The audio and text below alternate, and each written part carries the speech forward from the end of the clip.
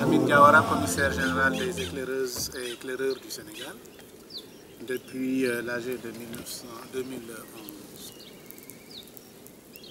Nous allons vers la 41e Assemblée générale des EDS, une AG ordinaire qui est une réunion de tous les délégués parce que c'est l'instance suprême de l'association, au cours de laquelle instance les orientations, les résolutions, les recommandations sont prises.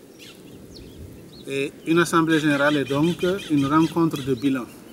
Bilan au cours duquel l'exécution des orientations, la mise en œuvre des résolutions et recommandations est présentée à l'assemblée des délégués qui viennent de toutes les régions, de toute la base.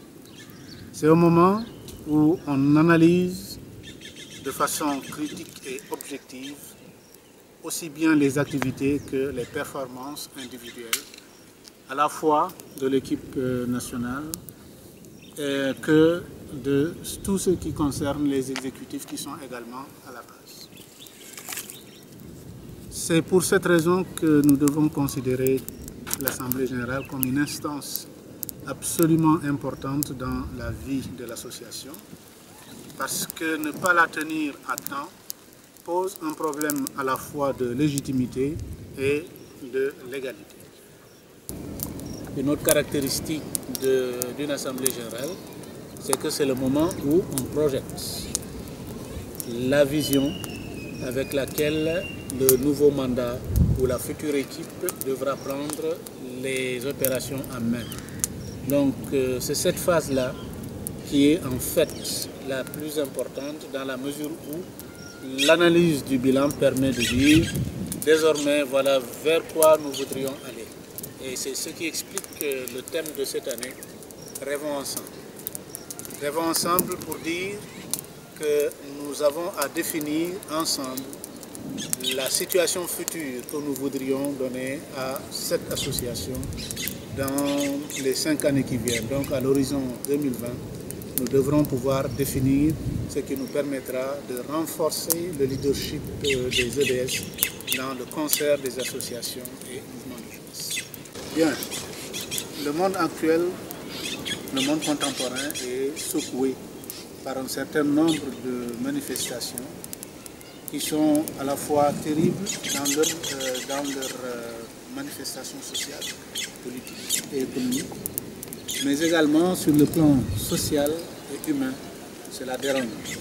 C'est par exemple la montée continue de l'extrémisme, de l'intolérance, mais également de l'ignorance pratiquement entretenue par les gens ou par les communautés de ce que signifie vivre ensemble, partager ensemble, faire en sorte que le monde dans lequel l'on vit soit très agréable à vivre. Mais à la réflexion et à l'analyse, on pense que c'est dû principalement à cet écart que nous prenons par rapport à la culture de paix et que nous ignorons également ce que veut dire compréhension de l'autre.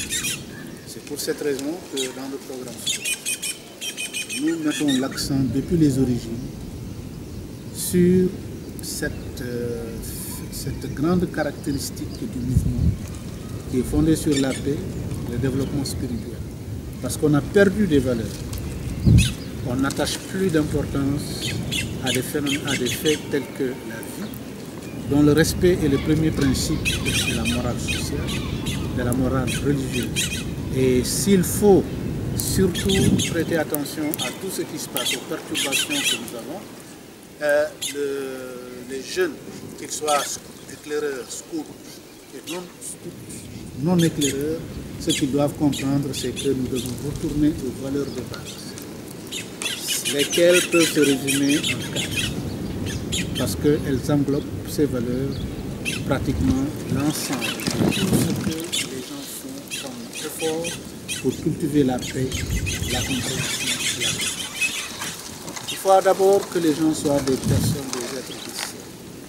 Quand tu crois, quelle que soit la manifestation religieuse, chaque religion ayant son rituel qui est différent de celui de l'autre. Quel que soit donc, il faut croire. Croire en ce que l'être humain est une créature et cette créature a à avoir un certain nombre de comportements qui rendent sa vie facile, qui rendent sa vie agréable, qui lui permettent de vivre en intégration dans la communauté. Sinon, on est exclu, on est marginalisé, on est en général, dans ce cas-là, malheureux. Ce qui amène beaucoup à commettre des suicides. La deuxième valeur, c'est cette valeur qu'est la tempérance, le sens de la mesure dans tout ce qu'on fait.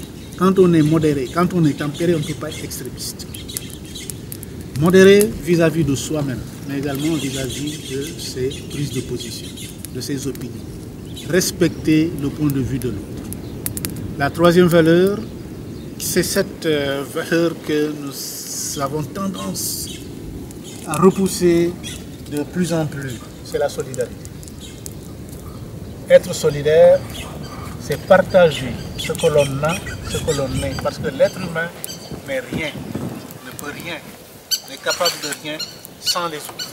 Nous venons dans cette vie dans les mains des autres, nous en repartons dans les mains des autres. Et c'est pour cette raison-là que nous avons cette mission, tous. Ce qui fait que dans le scoutisme, il n'y a pas de propagande religieuse. Il n'est pas permis d'avoir des propagandes politiques parce que ce sont des facteurs qui divisent. Bon, le scoutisme, c'est l'unité, c'est l'union, c'est la fraternité, aussi bien locale, nationale qu'internationale. À ce titre, les jeunes, les adultes, nous devrons faire un effort de retour à soi. Parce que la quatrième valeur fondamentale qui permet l'intégration sociale de la personne, c'est avoir une conscience professionnelle. Pour avoir cette conscience, il faut avoir une qualification, donc un emploi. Si nous travaillons ensemble à faire en sorte que les jeunes soient également des personnes qui ont ces compétences qui leur permettent de comprendre un certain nombre de phénomènes sociaux, il va sans dire que la paix va revenir et qui va nous permettre d'atteindre cette vision ou cet objectif, un des objectifs du scoutisme, à savoir contribuer à créer un monde meilleur. Voilà en fait notre mission.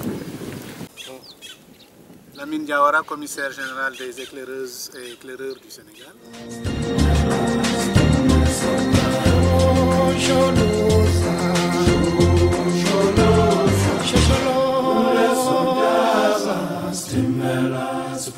South Africa.